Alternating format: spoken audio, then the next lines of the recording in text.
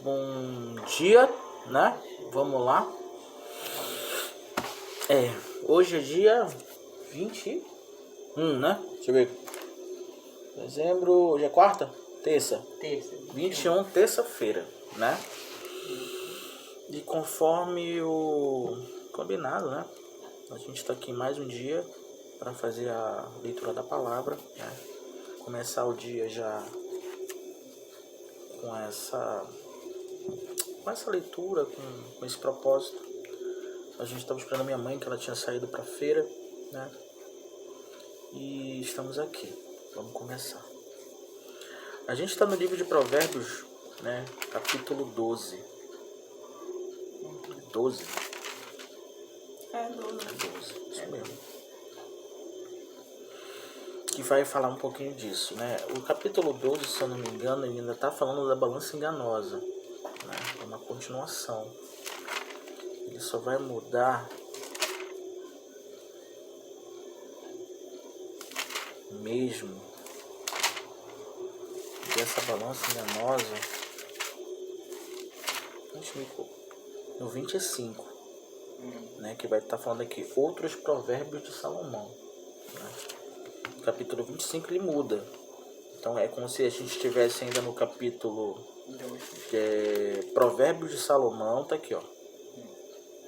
Que começou com 10, né? E aí é um subtítulo, porque ele muda, mas ele continua, né? Então o 10 era Provérbios de Salomão, o 11 balança enganosa e o 12, né, que a gente vai estar hoje. Começa assim: o que ama a correção ama o conhecimento, mas o que aborrece a repreensão é brutal.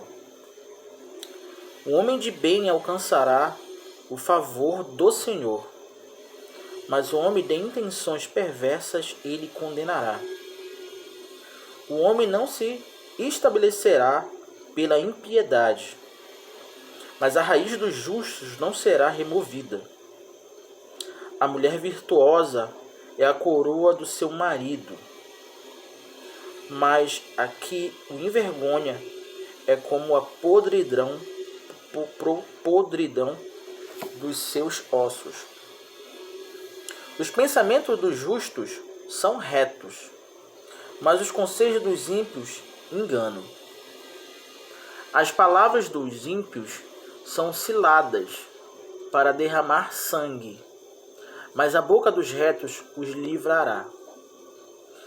Transtornados serão os ímpios, e não subsistirão, mas a casa dos justos permanecerá. Cada qual será louvado segundo o seu entendimento, mas o perverso de coração estará em desprezo. Melhor é o que se estima em pouco e tem servos, do que se vangloria e tem falta de pão. A gente vê muito isso. Eu estava ainda há pouco, né, falando aqui num grupo de amigos que eu morei em Monte Alegre, né, para quem não sabe, que é o interior do estado, norte do Pará. E a gente via muito isso aqui. Quando a minha mãe foi para lá também via, né? Gente que vai pra festa e chegava numa picape, né, e mesa com uísque, aquela coisa toda. Mas quando tu ia ver a casa do cara, não tinha nada além do carro, e o carro era parcelado em 100 vezes. Mas é a coisa do status, né? De mostrar que Na verdade pode. Isso não é só do interior, isso é de todo canto, né? Mas parece que lá ele é um pouco mais forte, porque, né, Tem uma um círculo pequeno, né? E aí eu vi muita gente nessa linha, né? Tá na aparência mesmo, né? Melhor é o que estima, ó, o que fala aqui, melhor é o que se estima em pouco e tem servos do que o que se vangloria e tem falta de pão. Os justos têm consideração pela vida dos seus animais, mas as afeições dos ímpios são cruéis. O que lavra a sua terra se fartará de pão, mas o que segue os preguiçosos é falta de juízo. Deseja o ímpio a rede dos maus, mas a raiz dos justos produz o seu fruto. O ímpio se enrosca na transgressão dos lábios, mas o justo sairá da angústia. Cada um se fartará do fruto da sua boca, e da obra das suas mãos o homem receberá a recompensa.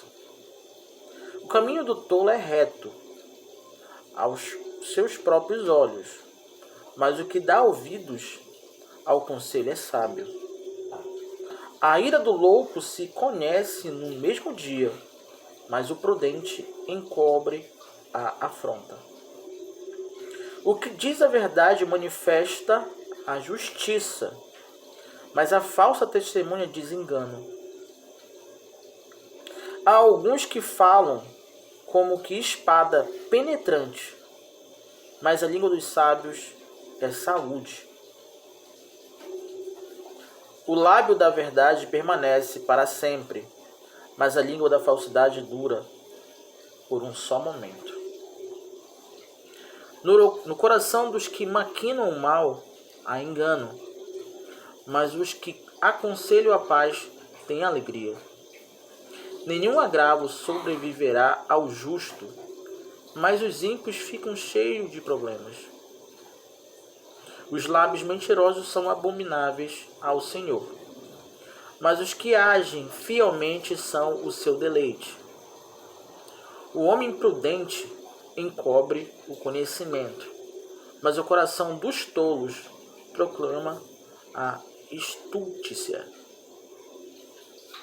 A mão dos diligentes dominará, mas os enganadores serão tributários. A ansiedade no coração deixa um homem abatido, mas uma boa palavra o alegra. O justo é mais excelente do que o seu próximo, mas o caminho dos ímpios faz errar. O preguiçoso deixa de assar a sua caça, mas ser diligente é o precioso bem do homem. Na trilha da justiça está a vida, e no caminho da vida não há morte. E aqui a gente leu o Provérbios capítulo 12, né, que vai falando ali um pouco do que é o ímpio, do que é o certo, do que é o errado. E me coloco aqui em muitas situações, né? Eu sempre digo que a gente está em processo de evolução, às vezes mais profundo, às vezes menos profundo, mas sempre em processo de aprendizado, né? Principalmente nesse lado espiritual, que é o que ajuda a gente a levar qualquer outro lado que a gente queira fazer bem. E eu acredito que eu já fui muito ímpio, né? Acredito que eu já fui, que eu ainda sou em algumas coisas, mas que eu já segui muitos caminhos, né? Eu acredito que o que importa é a gente estar buscando. Porque a libertação é um processo. Todo dia você buscando a Deus, você está mais próximo. Deus vai livrando as coisas. Deus vai limpando, mas se não existe aquela coisa, hoje eu já sou liberto e pronto, acabou, não tem que lutar. Não, é todos os dias. Eu segui vários caminhos em vários lugares, né? E como eu até falei pra mamãe uma vez, que existiam pessoas que apareciam que eu não imaginava que iam me ajudar. E quem eu pensava que fosse me ajudar não me ajudava. E quem eu nem imaginava que ia aparecer surgia, como se fosse assim só uma... Né? Me lembro que uma moça uma vez comprou meus botijões de gás. Aí eu não tinha dinheiro para viajar, ela comprou, estava voltando para cá. Outra vez eu estava em Santarém, uma mulher fez um aniversário, fez com bolo, com salgado, com um monte de coisa. E a mulher não me conhecia. A gente tinha se conhecido há pouco tempo. Abriu a casa dela e tal. Ela te chamou? Não, eu fiquei lá e ela falou, olha, você pode ficar à vontade aqui e tal. Era o dia do meu aniversário, eu tava passando lá pra ir pra voltar pra cá. E aí eu tava numa fase complicada, tinha separado e tal, tudinho. ou terminado, aquela coisa de vai e volta, né? E aí essa moça me ajudou e ela fez um Natal. Ela fez um Natal muito bonito. E me ajudou muito naquele tempo lá. Então foi uma pessoa assim que do nada veio, apareceu, surgiu, né? E se não fosse ela, eu com certeza, enfim, teria caído ali. Tem café? E aí, vó? Já? Vó, tem café já. Tá bem. Peraí, que na real. Me bota pra me sentar. É que a gente está fazendo uma leitura da Bíblia aqui. A senhora pode esperar assim? 10 minutinhos? A senhora quer sentar aqui do lado? Posso esperar. Ah, então pega a cadeira aqui. Senta aqui, vó. Bora lá. Chegou mais uma pra orar aqui. Bora lá. Senta aqui, ó. Cadeira daqui. Senta aqui. Isso. Aqui, ó. Pega aí. Senta aí. Já...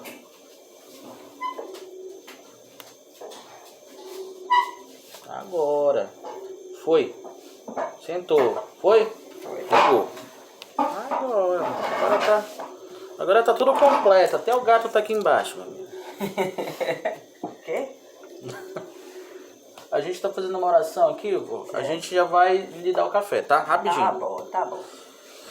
Então, esse capítulo 12, ele fala disso. Ele fala de processo, né? Ele fala que a gente tem que entender o lado bom e o lado difícil, né? Da vida, do caminho do tolo, do caminho do certo, do que é o caminho do ímpio, do sábio.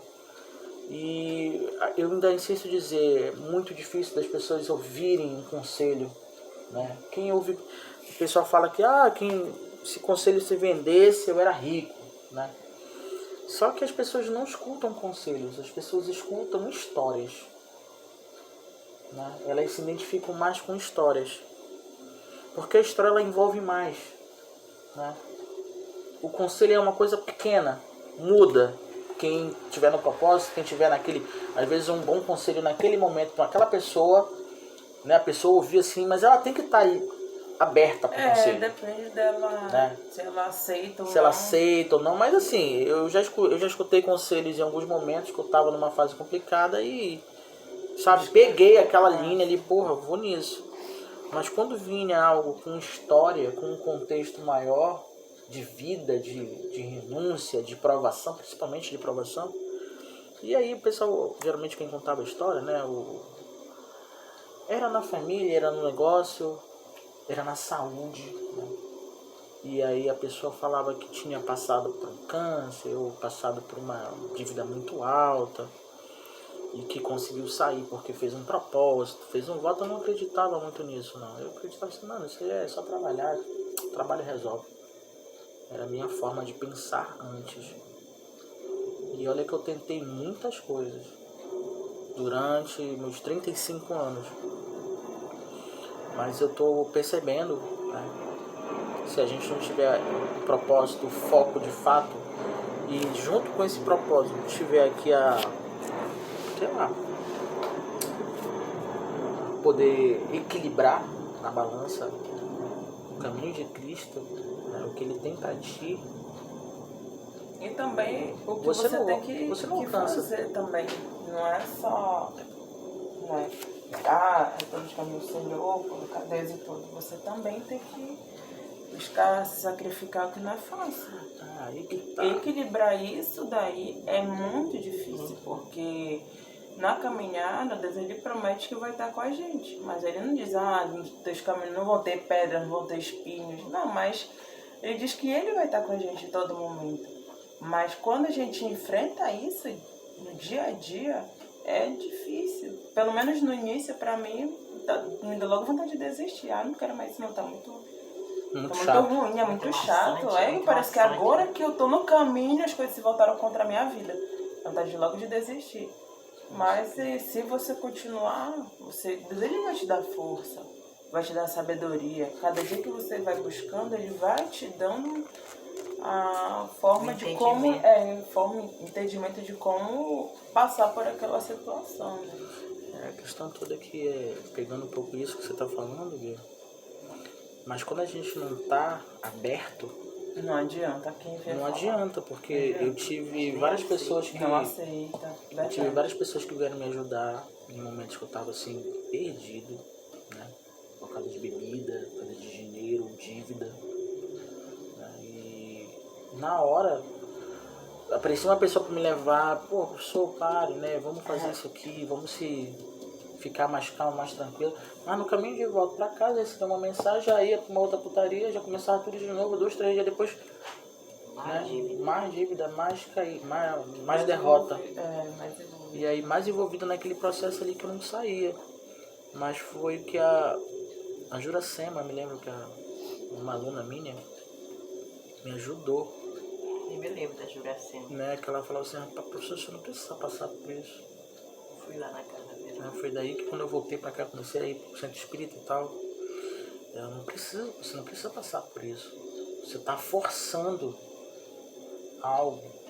E aí ela fez um mapa de tudo. Foi interessante. Tipo, ela pegou uma cartolina e falou, você chegou em que ano aqui? 2009. Né? E aí, o que aconteceu em 2009? O que você fez?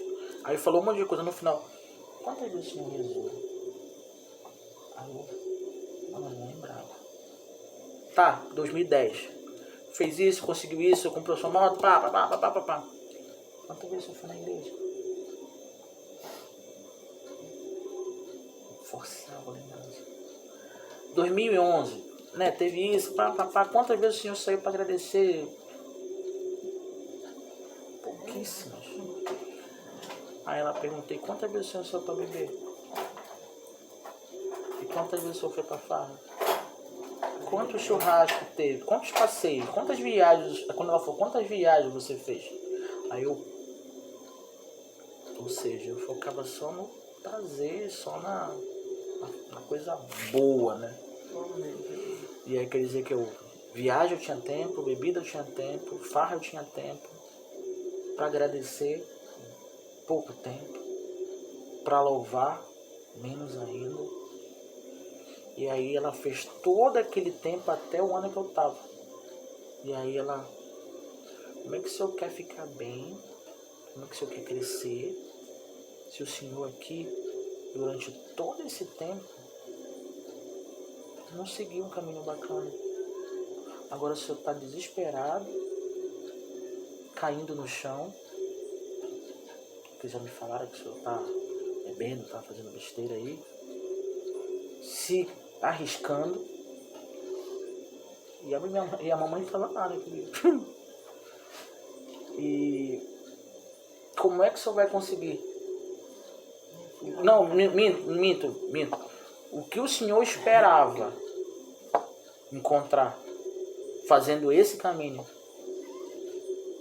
Só era esse que tu tá. Os mesmos resultados, né? Se tu viveu todo esse caminho, como é que tu esperava encontrar? Nada. Porque tu viveu nada, tu viveu farra, onda, né? Claro que não foi só isso, teve estudo, teve trabalho, teve envolvimento. Mas o meu tempo de folga era mais voltado para isso. Por mais que eu rezasse, orasse, fosse uma igreja, mas eu não dedicava uma atenção especial a isso. E isso fez eu ter o quê? Fez eu aprender uma lição. De uma forma e eu paguei um né? preço. De uma forma dolorida. Foi aí que eu comecei a... Foi aí que eu decidi voltar, né, também. Mas ali que eu decidi, quando eu voltei para Belém, eu comecei a me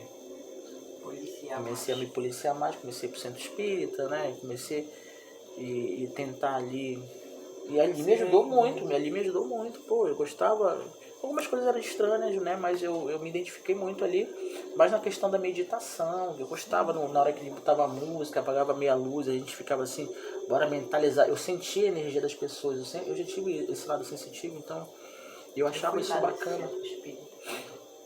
E isso me ajudou muito, sabe? Mas foi um processo. Sim, é um processo. E um processo de limpeza, né? Depois eu mesmo aqui, acho que foi em 2014, 2015, quando eu comecei a fazer engenharia, o começo também não foi fácil, porque eu estava nesse processo de limpeza física e espiritual. E em casa já não tinha mais nada, né? Aí compramos tudo de novo. Eu tinha um dinheiro que eu tinha guardado. Me ajudou nesse começo. Mas até eu chegar aqui do jeito que a gente está hoje, eu passei todo esse tempo sem me posicionar em casa. Que é que eu falo. Demorei muito tempo para botar a responsabilidade nas minhas costas e falar assim, não, algumas coisas não vão se repetir. A gente viveu muito isso, né? Mas Mas depois dá dor. Porque enquanto tava tudo lindo, maravilhoso, a gente só queria curtir, só queria aproveitar aquele momento. Mesmo sabendo que ali não era o teu lugar. é aquele negócio, a gente... Nunca pensa que vai ficar velho. Não, eu pensava que ia ficar velho, mãe, mas só que assim, você faz tudinho, mas é tipo assim, você faz todo um processo, mas no final do ano tem que ter meu dinheiro pro Google. Igual eu tenho que ter minha bolsa, tenho que ter Você faz minha roupa, todo o negócio, você vai pra igreja, pá, não sei o que, mas no final do ano não, tem que ter isso aqui, tipo assim, não. Isso é uma vontade, não, isso aqui eu vou, né, e quando a gente fica preso nisso, a gente realmente perde. Perde muita coisa. Né, a gente se perde, eu acredito. A gente se perde. Mas ainda bem que a gente aprendeu e tá aprendendo, né? Eu não sou expert em nada disso, mas... Porque tem gente que fica com 30, 40 anos, 50 ainda Ainda tá na mesma. Ainda tá na mesma posição. Eu hoje agradeço a Deus, assim, por com 27 anos eu poder ter tido, sabe, essa luz, ter aberto meus olhos. Poxa, ainda dá tempo ainda de eu mudar a minha vida, de refazer a minha história. Porque hoje é uma data assim que pra mim é importante, ao mesmo tempo é triste também. Mas eu lembro que pessoas já tiveram, pessoas perto de mim tiveram muitas oportunidades, não pegaram essa oportunidade Futuro, né? e hoje não estão mais aqui. Algumas tiveram essa oportunidade e ali no fim, no leito, se arrependeram, mas eu acredito assim que Deus, ele nos conhece. Então, como uma vez Deus falou para mim, eu prefiro levar para mim do que perder para o mundo, perder essa pessoa para o mundo. Então é algo que hoje me conforta, nessa data de hoje me conforta isso, porque quem me falou foi Deus. Então, hoje eu digo, agradeço a Deus todos os dias. Hoje eu tenho a possibilidade de mudar a minha história através do que aconteceu, do que eu presenciei. E não dá apenas a minha história, mas a história de outras pessoas, com o que Deus fez comigo. Com essa nossa caminhada, esse processo. Porque tem pessoas que têm vergonha de falar do processo. Do quanto errou lá atrás. Tem pessoas que têm vergonha do passado. Mas o passado faz parte da tua história. Se não fosse o teu passado, você não estaria aqui hoje. Tem que confessar para alguém saber. Sim, a palavra de Deus fala isso, de confessar. É necessário confessar. Né? E é isso, a nossa história, um pouco da nossa história é essa operação, erramos, caímos, levantamos, mas hoje estamos aqui, um passo de cada vez. Um passo de cada vez. Né? Seguindo o que Deus tem pra gente, cumprindo o propósito dele na nossa vida, fazendo a nossa parte, né? Que não é fácil, a luta é diária. Bom, eu não tenho mesmo que não concordar com o que tu está falando, porque tudo que eu passei, tudo que todo mundo passa, inclusive eu acho que quem mais passou nessa vida aqui é a vovó e a senhora. A senhora por ser a primeira filha dela, né? E ter visto, ter ouvido, ter passado, ter enfrentado muita coisa. E não ter tomado atitude. E não ter... Não ter tomado atitude, não ter atitude quando eu via que estava errado alguma coisa. Algumas vezes eu tomava atitude, mas não era certo. Assim, como eu ia querer bater numa pessoa, então eu faço isso, não bate, que ela não merece. Ela foi vítima, não bata. Aí eu chamei a Janete para me ajudar a dar força para não bater na mulher que ela estava aí. Eu queria bater. Não, eu fui vítima, ela não faz isso. Ela parou. Então, eu dei o filho.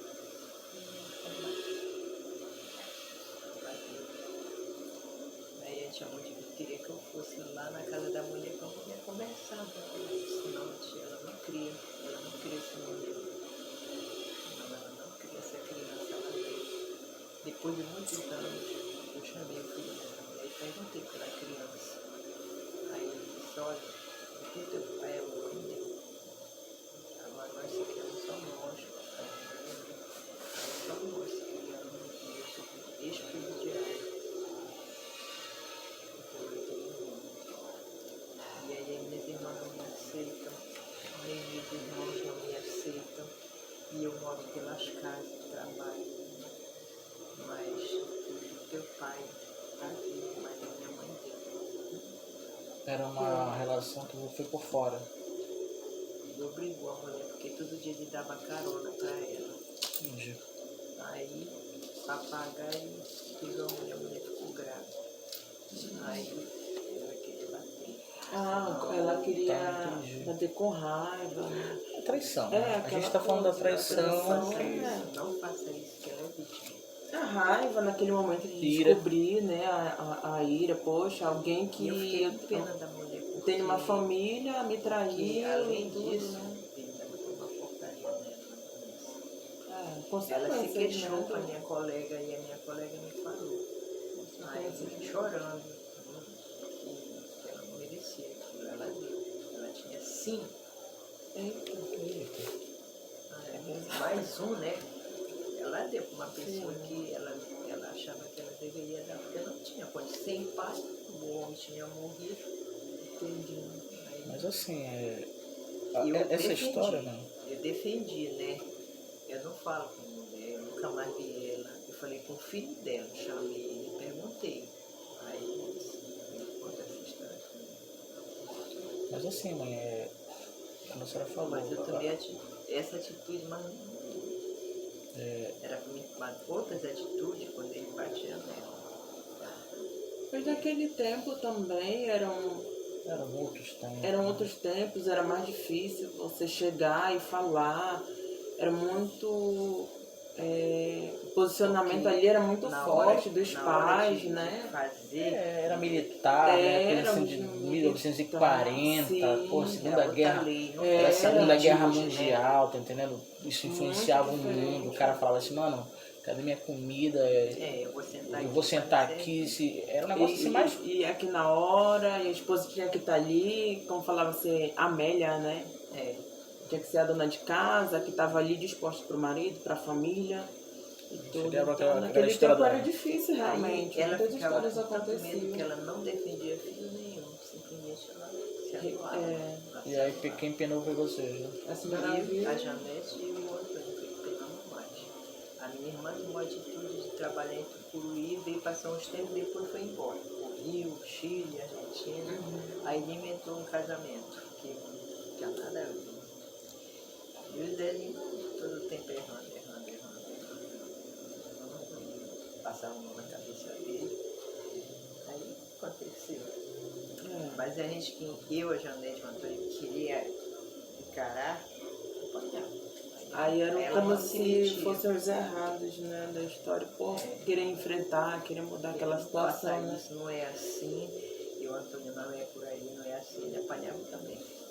A Janete também, não, tu é errada, porque tu tem Coisa que hoje é diferente, as pessoas hoje têm é muito... diferente, toma uma atitude de ir na polícia, Isso, tem uma denunciar. defesa da Penha, né? A Maria Já da é outra Penha. coisa, tem a defesa dos de menor, tem a defesa dos gays, tudo Sim. hoje.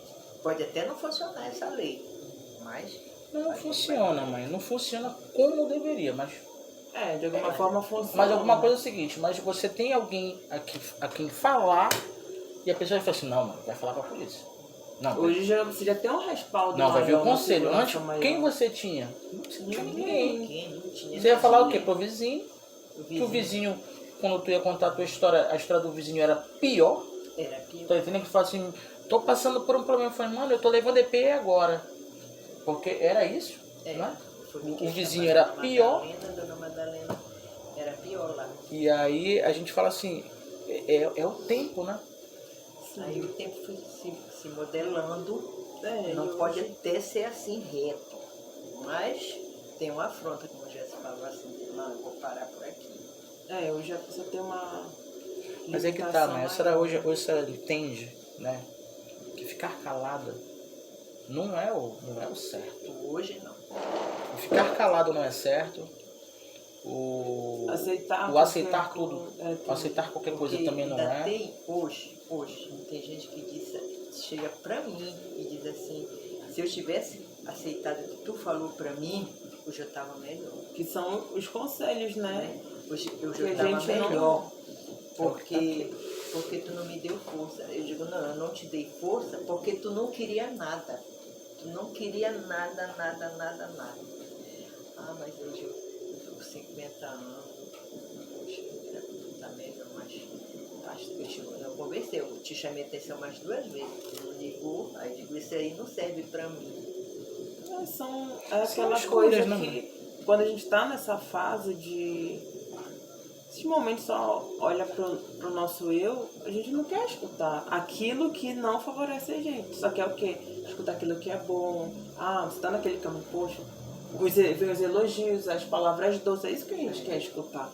Agora, o que é o certo, entre aspas, mas que é amargo, a gente não quer. Os conselhos que o seu Moisés deu para os Jonas, pega um jeito na tua vida. Pega um jeito na tua vida que tu já vai para o segundo casamento. Se tu não der um jeito na tua vida, tu não tem o que dizer de orgulho para os teus filhos. Aí ele freou, porque Mana era safada. Ele já falou isso. Um dia as pessoas têm que... Ele te falou? Não, ele já falou isso. Ele já explicou isso. Já falei com ele depois. Eu e seu Moisés. Mas assim, mãe, a gente não precisa ir longe, né?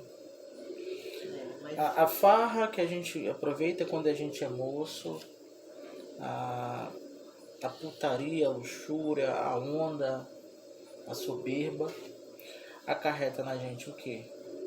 Um câncer, uma hipertensão, um infarto, uma cegueira, aqui a vovó cega, uma gastrite, né?